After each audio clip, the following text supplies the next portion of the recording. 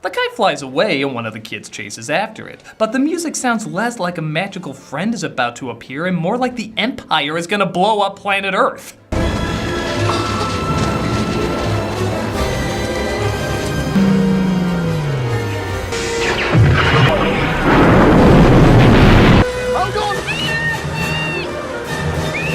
Kite-eating tree, you will have no more child skeletons in your branches!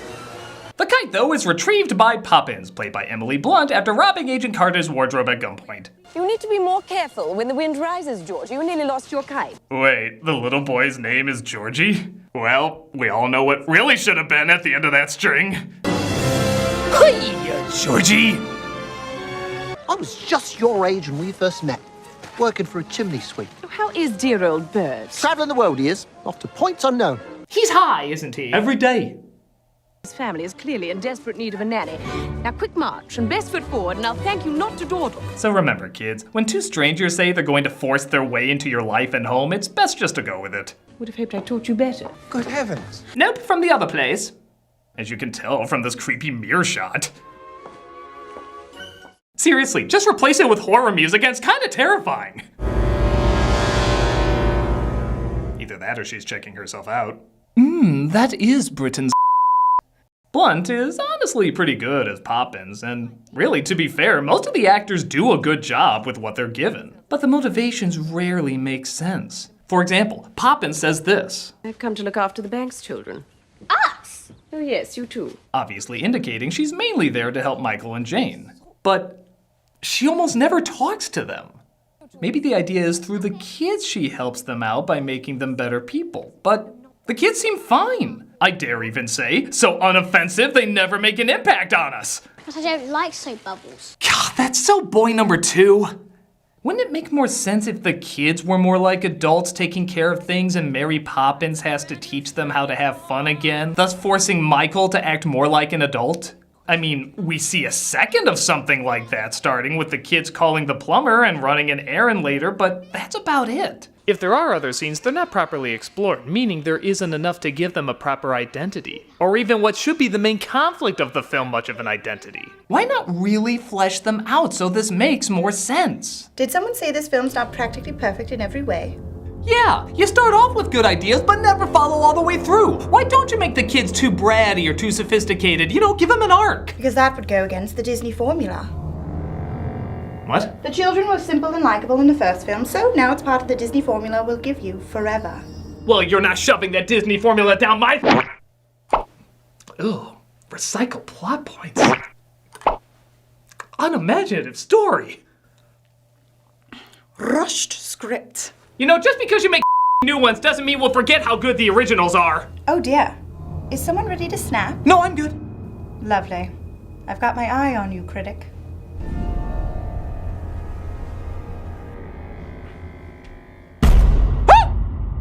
Spit spot.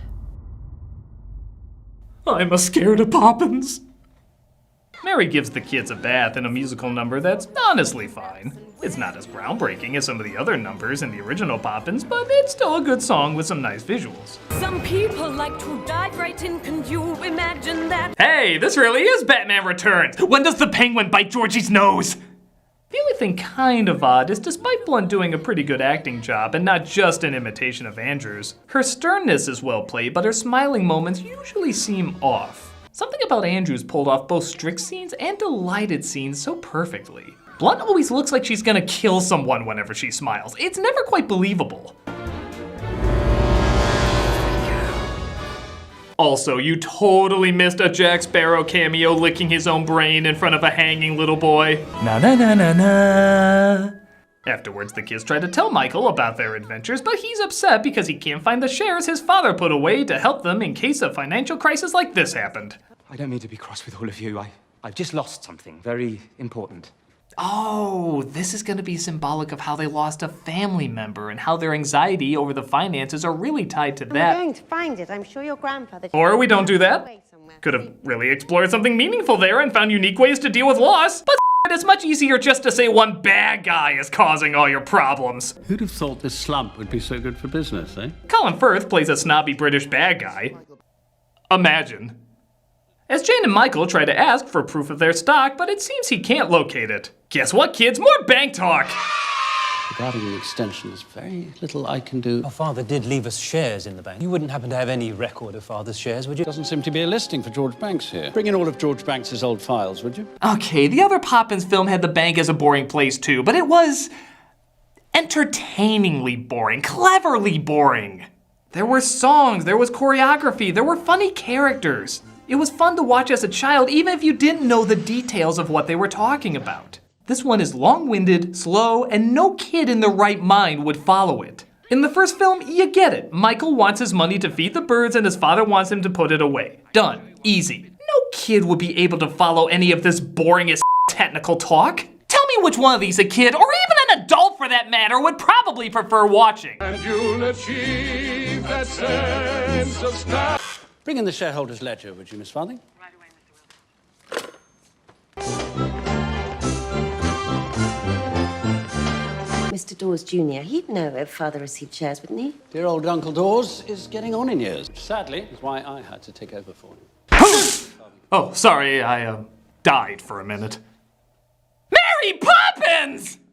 On top of that, there's a big difference between a villain and an antagonist. In the first film, the bank is the antagonist. Here, it's the villain. The bank in the first movie is not evil. They think they're doing good by helping Michael invest. The idea is Michael is too young to be thinking of things like that. He should be allowed to still be a kid and spend what little he has on something ethical. Learning morality is the most important at that age. Then, when he's a little older, he can start saving up with the responsibility of knowing what's truly important. Mr. Banks isn't evil, he just lost track of what's important. Even Mr. Dawes isn't evil. He could have just taken the kid's money by force, but he waits for him to open his hand, trying to convince Michael he handed it over. He's sneaky, but he doesn't think he's doing wrong. This guy clearly knows he's doing wrong, crumpling up the proof that can save Michael's house and burning it. And lose our chance to get that house? I don't like to lose, Mr. Fry. Yeah, whatever problems you're going through, don't try to understand it by seeing things from a different point of view. It's just some bad guy out there. You're just good, he's just bad, and any soul-searching about understanding others that could bring people closer together. Supercalifragilistic! There's just bad guys, and you found him! Problem solved! Why was this a classic again? Oh, because they didn't have an us versus them mentality? Pfft, stupid mature Lorax was a hit, you idiots! Bad guy it is! I mean, it's practically perfect in every way. Snappy, snap.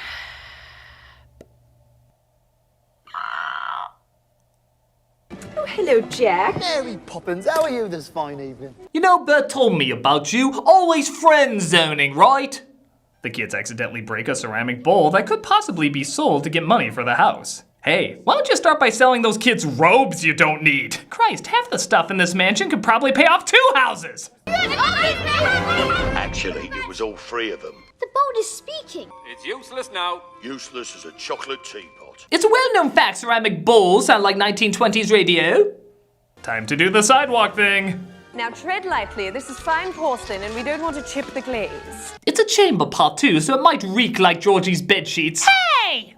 But he's... That's right, I'm Irish. I want a carriage ride! Seamus, would you mind? Not in the least. I, the Irish dog, would be more than happy to drive the English wherever they like. Racist! Royal Dalton Music Hall! Here we are! But where's the music hall? I blew it up. They wanted a cover charge, so I covered them in ashes. It is nice to see hand-drawn animation again, and the design is very cleverly mixing the 3 dimensions of the bowl with the 2 dimensions of the paintings. But again, we've already seen this. It's a bowl instead of a sidewalk. Okay, what else? Nothing is ever upped in this movie aside from the technology, which, as I said before, is good, but not groundbreaking like the original. Mary Poppins! Oh wait, there is one change, and big surprise, it sucks ceramic. Apparently, even the fantasy world has bad guys in it. Yeah, that's a thing now. Hurry along now, get yourself some peanuts and candy floss. Okay, this is like the fox from the merry-go-round scene suddenly being like, would you look at that now? 'Tis an elegant merry-go-round horse. I have plans for you. Ironic because they sing a song called The Cover Is Not the Book. I guess that just means if they look like bad guys, they really are bad guys. Oh God, is Mary gonna do it? Cover is not the book, so open it up and take a look. The director of Chicago, you say? This is followed by, let's just say what it is, the Lin-Manuel song. So the Queen of the Nation made a royal proclamation to the misses and the messes, the more or lessers bring me... Oh, blah, blah, Hamilton, Hamilton, Hamilton, Hamilton. That elephant is giving me the dead eyes. Why do half the characters in this look like they want to slit my throat? I have plans for you. Speaking of which, the real threats show up as Georgie notices the wolf is stealing parts of their room. And yes, I know I said I wasn't gonna name the kids because they're forgettable, but come on, his name is Georgie and part 2 is coming out. The comedy police could arrest me for not referencing that. Well, well, if it isn't the boy who cracked the bow. Who cried wolf? God, even the obvious bad punch you don't go for. Time to go, boys! You're going to work in the Blood Diamond Mines. Your new name is 1654.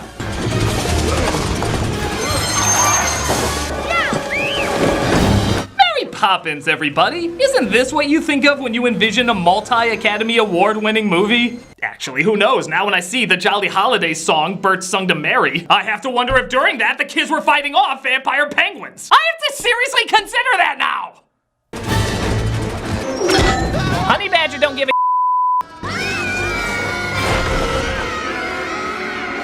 Welcome to hell, children. If you feel something uncomfortable, that's just the everlasting damnation of your soul. They all wake up as apparently it was a dream they all shared. I had a nightmare like that too. So did I. It seemed awfully real. I miss Mother. Who? Oh, right. There's a dead mother in this, man. Poppins sings a nice song about remembering their mom, which is definitely needed because I think this is the first time the kids even bring up missing her. And we're halfway through the movie. Would have been nice if there was more focus on both the kids and Michael missing her and trying to bond as a family to get through it. But we need to focus on more important things, like psychotic kidnapping wolves and document burning bankers. You know, relatable stuff. Apologies, but despite your complaints, most critics agree this film is wonderful. What? Impossible. Really? Let's see how this film measures up.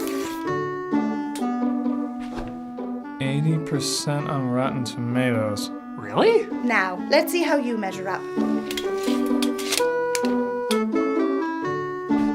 Cynical who hates new things. I don't hate new things, I hate lazy things! I wish there was more new things in this, but the stuff that's kept the same is so emotionally empty and the stuff that's added is so unrelatable and cliched. It's not that it's new and smart, it's that it's acting like it's new and smart. Oh, come now. We're the best of both worlds. We're like a Disney reboot and a Disney sequel.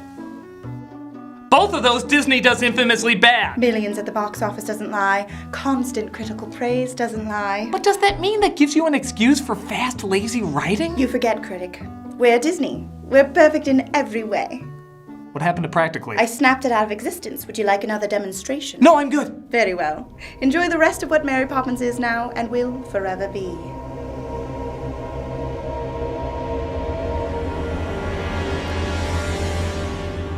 I do believe in spooks, I do believe in spooks, I do believe in spooks, I do.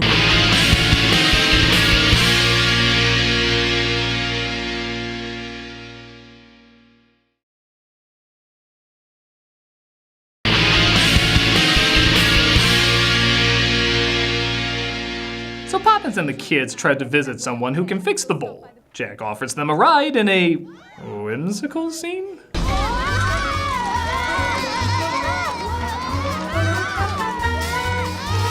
You know, as good as the songs are in this movie, the musical score is freaking obnoxious. Bouncing on a bike can be kind of neat, but after breathing under the ocean in your bathtub, talking with animals, and almost getting killed by Monopoly Balto, this really doesn't warrant a whoa the whimsy music. But you know, that'd be subtle, and Mary Poppins is just a dumb thing for kids. You're not supposed to get that involved. Wimp! Here we are. Well, place your bets. Entrance to Hogwarts, Wonderland, or Chocolate Factory. There we are.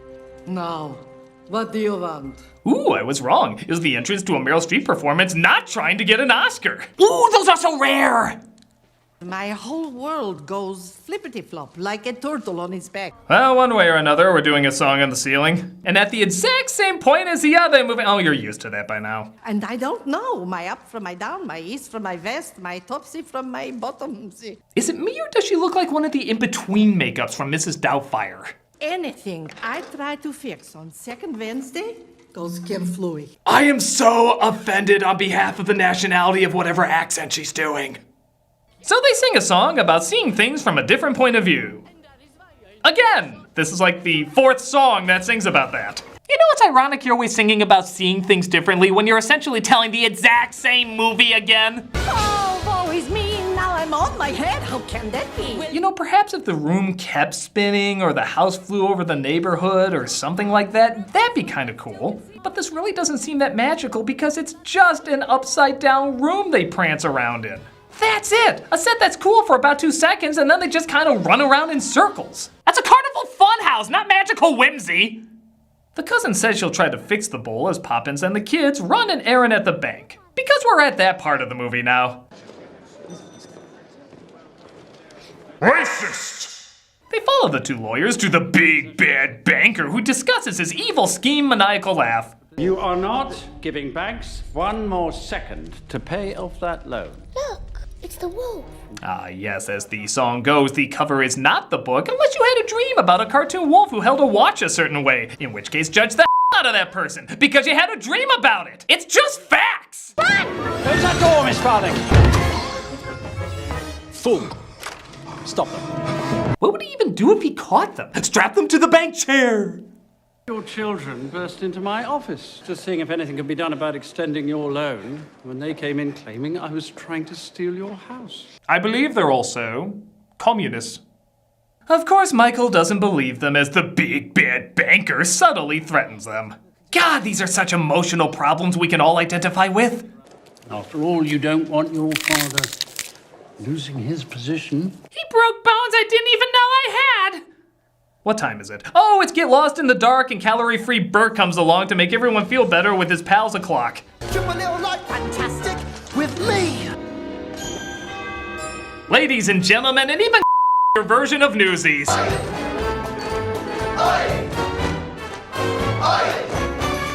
Okay, so if we're supposed to think, oh wow, this is just as magical as the first time they did it, let's really compare the two. At this point in the movie, it's a rush of energy, stunts, and music. It's clearly a set, but it doesn't feel that way. It's dancing on rooftops with all sorts of various shots and effects that make it feel like a whole wide world that you've never seen has been opened up to you. It's an incredible moment you wish would never end. This looks claustrophobic. It looks like a set, and it feels like a set. It's choreographed like a stage show as opposed to a movie, which for something like Chicago is fine, as it's a movie about stage shows. But with Mary Poppins, you want to feel like something grander is being offered. You want step in time to keep going, switching from one cool location to the next. Here, you just feel trapped, like a school that dragged you to a children's play that brought in BMX bikers because the youngins are into that, right? Where in the first one you never wanted it to end, this one you just want it to stop so we can move on to the next scene you're ripping off from the first movie. Oh, the magic. What on earth have you all been? Speaking of which, they find their way home as Michael yells at them for nearly costing him his job. And you, Mary Poppins, I thought you were here to look after these children. It wasn't her doing. It was me. No, it was us. Way to throw Georgie under the bus. Michael has a meltdown talking about, oh, that's right, a dead wife. That's still a thing, right? The kids sing the song Poppins sung to them earlier, once again taking on the parental role, proving there is no arc for them as they were hinting they had the parental role before, and even that they didn't do much of. So I have no idea how any of these characters are supposed to have changed. Oh wait, maybe they spontaneously beat it into me. The whole time I've been looking after them, they've been looking after me. Something so felt by the audience we had to spell it out for you. So I guess Michael learns that the kids were helping him. Did he not think that? Things seem chaotic, but his connection with the kids seemed fine. Is he gonna focus on getting his life more organized? Well, nothing indicates that. He still works the same job and seems like the same person by the end. Mr. Banks in the original learns that being young and full of life is precious and he should let his children live that life while they still can. While the children learn that though he's not perfect, their father works hard and provides for them and they should learn to appreciate and respect that. Everyone here learns that family is good, which they already knew. And bankers are bad. Boo! Disney, we used to be good at this. So they pack up the house and plan to live at Jane's, but wait a moment! One of the papers Georgie used to patch up his kite is just the proof of shares they need to keep the house. Well, clearly Mary Poppins can just use her flying umbrella to take it to the bank. What's the time, anyone? 7 minutes to midnight. 7 minutes, it's not enough time. We need to be at the bank by midnight. Magic umbrella? Take the van. No, it's no good. You still wouldn't make it in time. Magic umbrella? Go and gather the lyrics, right? Children, help me ready the bicycle. Magic umbrella! Have you ever ridden a bicycle like this before? Please, how different can it be from riding an elephant? I think that's a song we missed, but magic umbrella! This is why a stupid bad guy plot doesn't work in a world like this. The threats were emotional, not physical. But since they've changed that, now it makes no sense why this 90s kids film climax is taking place. I'm just waiting for black vehicles and fruit carts to be dragged out. Let up!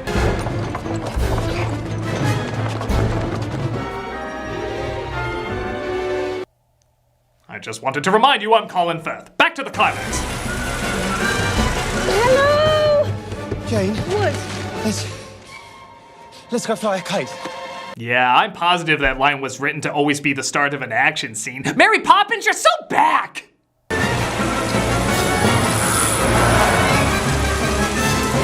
You know, it's funny. The climax of the original film is one of the most emotional things I've ever seen.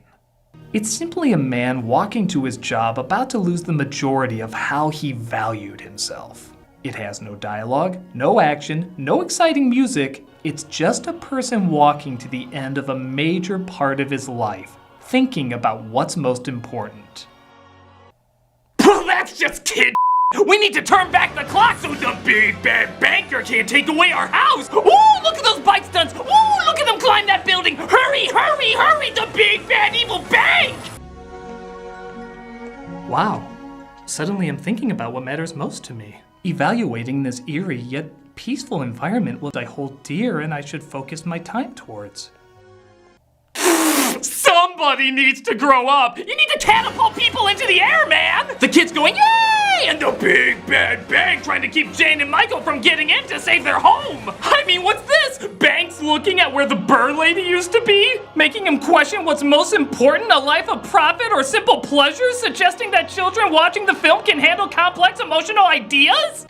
This is why people forget you're a thing. You need the kite to kick open the window so the big bad banker's papers can go flying all over the place. And only at the last minute does Mary Poppins finally help by taking to the air because she has a flying umbrella. Man, what a bunch of dog I've been watching all these years. Mary Poppins Returns, you're the update I've always been waiting for. Disney, I bow to you. No, seriously, go to hell. So even after all that, it appears it's still not enough to save the house, but Mr. Dawes Jr., cleverly casted with Dick Van Dyke, comes in saying he's taking control of the bank back and to leave the house alone. So when life's a real pea super, you must choose to be a trooper. My accent still sucks, but I can do this even though I'm a million. Got nothing on me. Michael wanted to give his tuppence to a bird lady. He decided to give them to his father. Michael's father gave those tuppence to this bank. Wait, what? And after several quite clever investments, that tuppence has grown into quite a tidy sum. Enough to pay off that loan you took. Ah. I always kind of assumed Mr. Banks gave that money back to Michael. I mean, it is still his money, and he was fired from that job. Good to know he did the exact opposite of what Michael wanted at the time, arguably defeating the entire purpose of the movie. I guess the moral is the bank is evil. Don't devote your life to it. But if other people devote their life to it for you, allowing you to massively profit in the end, that's totally fine. Do you have any idea how to movie? What a beautiful day to be going back home. The only one London's supposed to get this year. We get a genuinely nice song and cameo from Angela Lansbury, presumably meant for Julie Andrews, but she was busy working on Aquaman, which was released the same day, and kicked its Nice! Regardless, it is still a nice scene and a clever send-up to Fly a Kite, because it actually ups the visuals and the ideas, like what the rest of the movie should have been doing. Hiya, Georgie! But is there any redemption for our big bad banker? Nope. Well, nowhere to go but up. Except for you, there's nowhere to go but hell, 'cause you're the villain. Well, kind movie.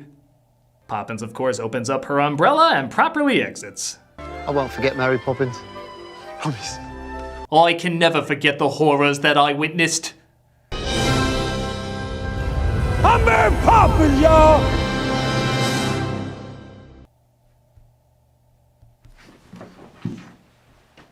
Hey, Poppins, 2.0, where are ya?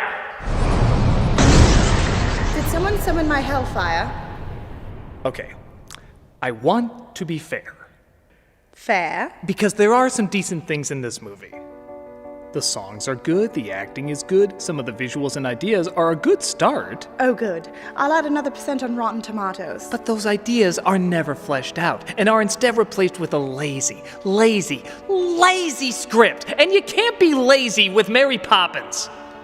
The original had dignity, subtlety, and a surprising amount of restraint when you now see what it could have been. It will be remembered always as a classic. This will be remembered as that movie you put on to shut your kids up. It's bright and colorful and means very little, despite it trying to mean very much. And as movies like that go, you can show it to your kids fine, keep them distracted for a few hours. But that's not what Mary Poppins is supposed to do. Mary Poppins is supposed to entertain your inner child, but also challenge your inner adult, making you think hard about what's important, when it's important, and why it's important. It was brought to us by two people who believed in the story just as much as they believed in the kids they told the story to. This just feels like a corporate cash-in, trying to recapture the magic because, it was still popular. Maybe we can do the same thing again and make a couple bucks. For some, those nostalgic feels will hit close to home, and if they do, I can't blame you. You're gonna have an emotional response to certain icons, and Mary Poppins is a very easy icon to get emotional about. But where that Mary Poppins was truly something special, this Mary Poppins is just another kids movie. Created not to be unique, but just to make money. Where the original was the very definition of deep and simple, this is the very definition of shallow and complex. My dear little hobgoblin, do you know what I do to people who talk to me like that? I don't care. The movies you're trying to do reboots and sequels to deserve better than what you're giving them. What? A gigantic budget? Money means nothing without caring, and all you care about is making money off of these because they're popular, even if you don't understand why. They may look like the original characters and sound like the original characters, but poorly copying what they did doesn't make them the original characters, it just makes them a poor copy. And for the sake of those timeless characters you're trying to replace, I call And I call upon the satanic powers of my snappy fingers. Worth it?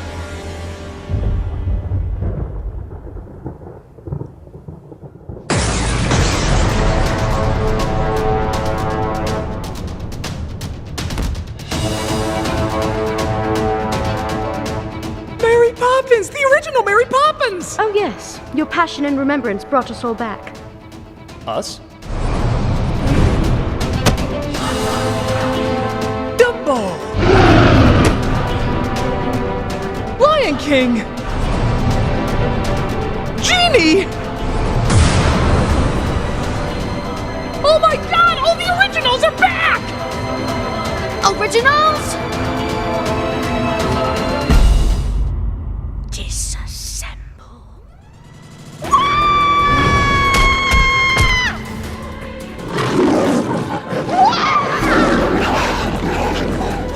You ain't never felt pain like this.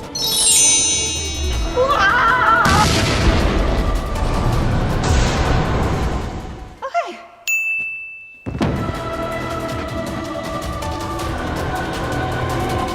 Chim chim chiroo. Oh, bother. Oh my god, thank you all! And because you're such a pain animating, I'm just gonna talk to Mary right now. That's fair. Oh, Mary, it's so good to have you back. Well, as long as people like you never forget, I'll never truly be gone.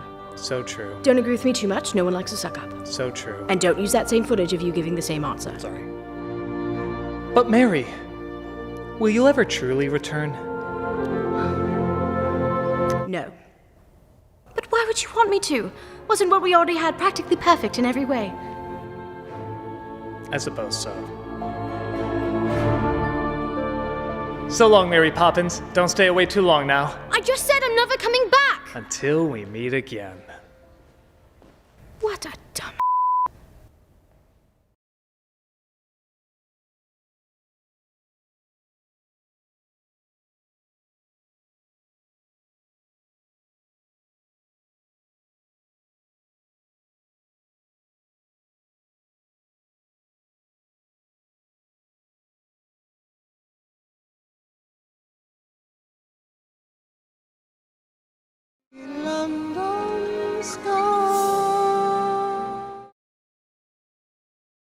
Hey, Doug Walker here. International Medical Corps is this week's charity shoutout.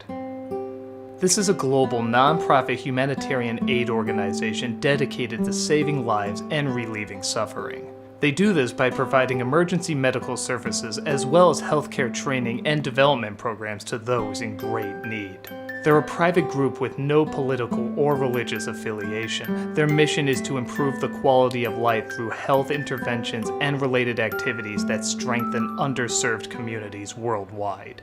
With the flexibility to respond rapidly to emergencies no matter where in the world they occur, they offer medical assistance and training to people at the highest risk, always working to strengthen local healthcare systems and promote self-reliance. With an A rating on Charity Watch, this is a group that works hard to help so many people, and you can play a part in their mission. Click on the link and help those who already help so many.